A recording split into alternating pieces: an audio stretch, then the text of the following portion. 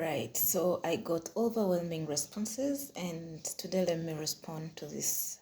I think this is what most people are going through. Now, it's not easy getting a technical writing job or gig in Uganda, but what I'm going to tell you is I'm in Uganda, so I have done all my technical writing from here, and this is how I've managed to get the different opportunities in technical writing. Now, my first technical writing job, I got it through networking. Now, this was someone I knew. I went to an event, got to know this person, and then basically they had somebody who was looking for some documentation to be done. And I remember when he gave me a call, he told me the person is gonna pay $100 per article, and he's gonna take the 20 since he's the connector. So I was cool with that. So that was my first that I got here direct from Uganda. Yes, so it is possible. It just depends on how you strategize yourself. So I think that some of the things you can do is join those communities. I always say this a lot. I and my best friend Leila, we always go for those tech events. Everywhere you'll find us. Not that we are going for the food, but like we meet people in those events, and some of those people, most of them have the connections you never thought you would. So make sure that you network as good as possible, because when you don't network, nobody's going to know you have that skill, even if you've done it for like 20 years. Then also, if you're freelancing, if you're a freelancer, make sure that you use those freelance platforms, Upwork, Fiverr, Guru, Contract, all that. There are so many freelance platforms there. For me, I'm lucky. Upwork has worked for me, but you try the different ones and then go with one that works for you. And then also, I would say that build a portfolio.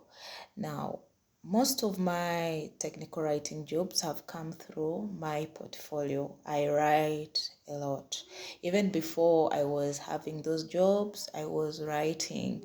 Because when I look back on my dev tool, I actually started writing documentation since 2019, but I was not serious about it.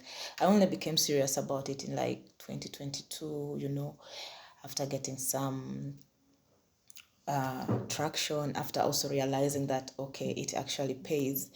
Then I would also say make sure that your portfolio has different kinds of articles.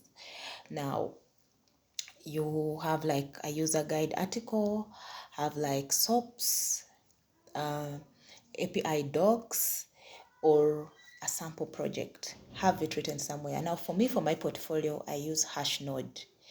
Now also volunteer. Now, I volunteered to write for Free Code Camp. I don't have so many articles on Free Code Camp, but I volunteered to write for Free Code Camp. And out of those few articles that I wrote, I had people reaching out to me. Now, the thing with Free Code Camp is that it's a very big platform, and there are so many people reading it, and that's how also I got discovered. And then people started reaching out to me on X, some on LinkedIn.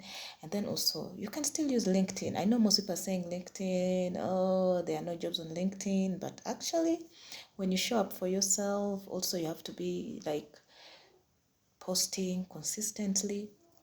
I have a very small newsletter on LinkedIn. So that has also helped me with my visibility. So the good news is that 6 years of experience is already good enough for you, and you may just need to position yourself for the global market. I don't want you to look at the Ugandan market as something that is limiting you. Just look at the global market, because that is where most of these opportunities are. Yes, I hope that answers your questions, and anyone else who has questions, feel free to leave it in the comments. And in the coming videos, I'm going to share everything.